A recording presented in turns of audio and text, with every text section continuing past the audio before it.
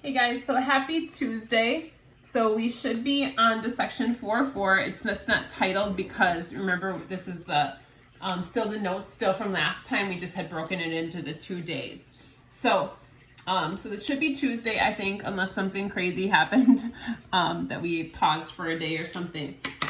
So we're learning, yesterday we learned side, side, side. Oh, actually, let me grab the answer key for the homework first. Sorry. So 4.3.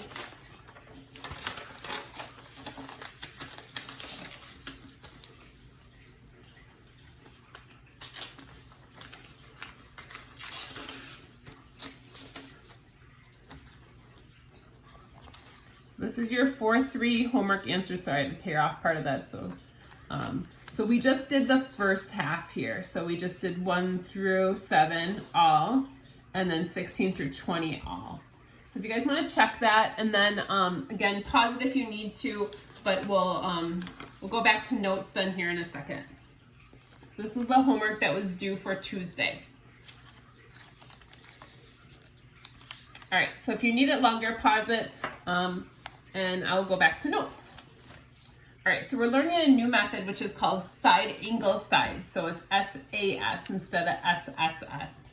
So this time it has to be 2 sides, but the fact that the name is side angle side, SAS, the angle has to be between the 2 sides. So the way it needs to look is it has to be a side, another side that it's touching, obviously because it's a triangle, but it has to be the angle between those 2 sides. It has to be that specific because there's other rules that don't work that we can't use that property then. So side angle side. So it has to be the 2 sides in the included angle, they call it. So here they have a drawing. We have side angle side, side angle side. Now in this drawing, if you look, we have side and side, but don't forget we have vertical angles.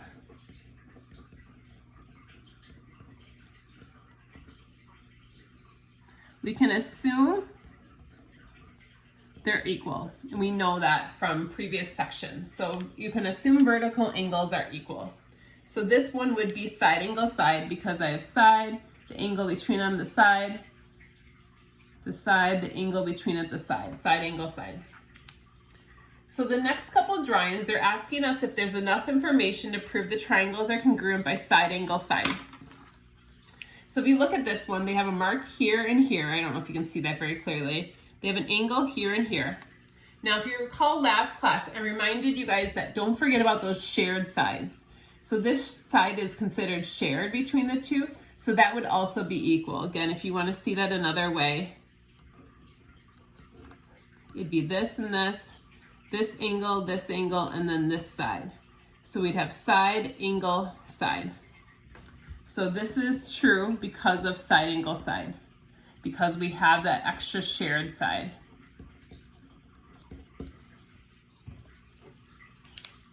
Now the next drawing is always the one you'll probably remember the best because it's a little bit questionable here. So we have the shared side, so just like we did over here. But if you notice, this time the angle is not between the 2 sides. So we have angle, side, side. Now if you write that out, that's a bad word. We don't use that word in geometry or typically in school. It's not a word we want to use. And it's kind of a good way to remember this method does not work. So there's no rule that ASS works. Same thing with SSA. Both of these do not work. It's not the included angle. So if you ever are writing, oh, these triangles are congruent because of angle, side, side, just remind yourself, Mrs. Donahue doesn't want you to swear. So no saying that word. And like I said, you'll probably remember that better than any of the other ones because you're not supposed to write it. So this next drawing says to name the included angle between the pair of sides. So we have AB and then AD. So they want us to tell, like, where is the included angle? So basically, how we don't end up with this information. So these are the two sides. Remember, it has to be the angle between those two sides. So the angle would be right in here. So in order to name this angle, I can't just call it angle A because there's like 3 angles at angle A. I'd have to call it BAD or DAB. Okay. The next one asks us to use AC, so here, and CD in here. So again, the occluded angle, the angle between, I always think of these as 2 doors. Where would the hinge go, or where to connect to the other one? It'd be right here, so that'd be at angle C. And so this time we can just use a single letter C because there's only the one angle there. Otherwise, if you want to call it ACD is fine, or DCA. Those would also be acceptable.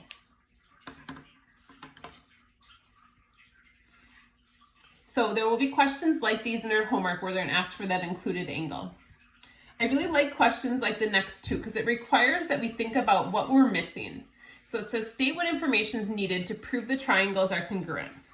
So if you look at this drawing, this one has a side, it has an angle, and so we're asking what other angle what other information would we need to prove side angle side. So I have a side and I have an angle. I have half or 2/3 of the information. I need another side. But it has to be a specific side because again, we need to have the included angle. So it has to be the angle between the 2 sides. So if I have this side, I need this side and this side to be the ones I know. So JH needs to be equal to EG. So this is basically, it's almost asking what information is missing. And we're trying to fill that in. So what more information would I need to find out? So the missing information in this one would be JH and EG to be able to prove, that this is side angle side now.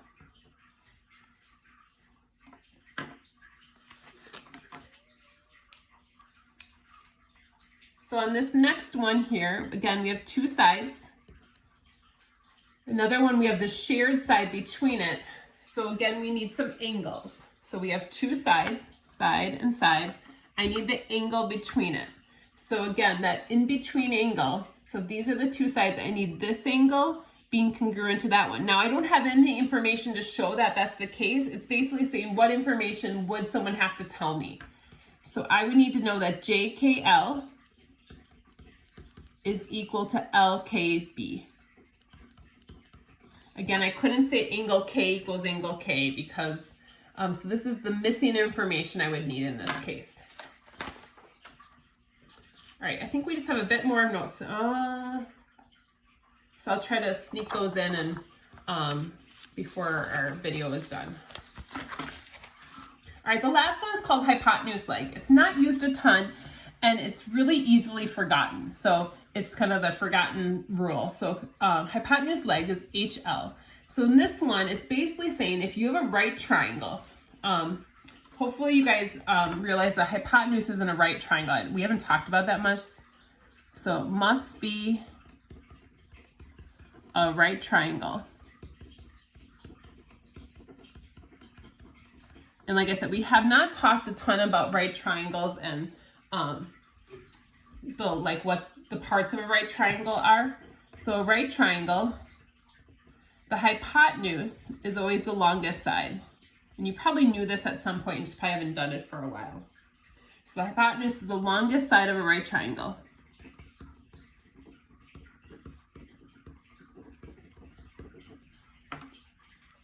The legs are basically anything that's not the hypotenuse.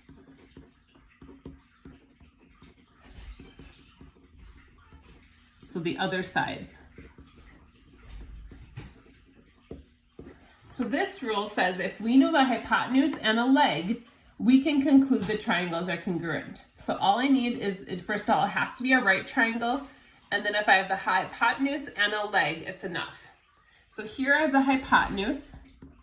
It is a right triangle, so I know that.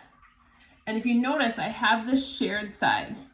So this one could be congruent because of the fact that it's hypotenuse leg. So this one would be yes.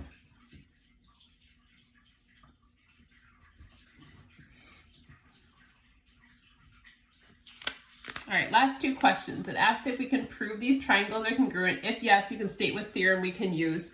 And it really could be any of the ones we've talked about so far. So if you look at this letter A, I have a right triangle. So I have an angle or I have a right triangle. So it's either a hypotenuse leg problem or something involving an A. I have a side or I have the hypotenuse. But if you notice, I know no other sides. It doesn't tell me any other sides about this. And so there's no rule that's called SA or just H. We don't have a leg. So there's not enough information. So I don't have enough information. So they won't always be congruent just because they look congruent. And if you look, these drawings look so similar, but they don't give us enough information. Now in this case, I have a right angle. I have these two sides that are marked for me, so side and side, or we'll talk about it in a second. Then I know this middle side. Now again, there's nothing that's called angle side side. So the two sides next to each other. However, since it's a right triangle, I should always check for hypotenuse leg.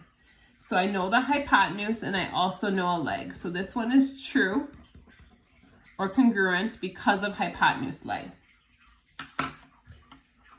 So guys, we're gonna learn a few more rules tomorrow. The homework here is due on Wednesday. If we are back in person, I'll review with you guys in person. Otherwise, I'll do some review online. So I hope we're back in person at that point. Or I will definitely be back in town. So whether or not it's in person or online, I'll be helping you guys to practice this. Hope you guys have a good day. If you ever need a little bit more explanation, you can always Google whatever the topic is. So if you're like, yikes, she's not around to help me, you can Google side angle side or hypotenuse leg, and I bet you find hundreds of videos that are probably pretty good explanations of how to do these types of problems. Hope you have a good day. Take care. Bye-bye.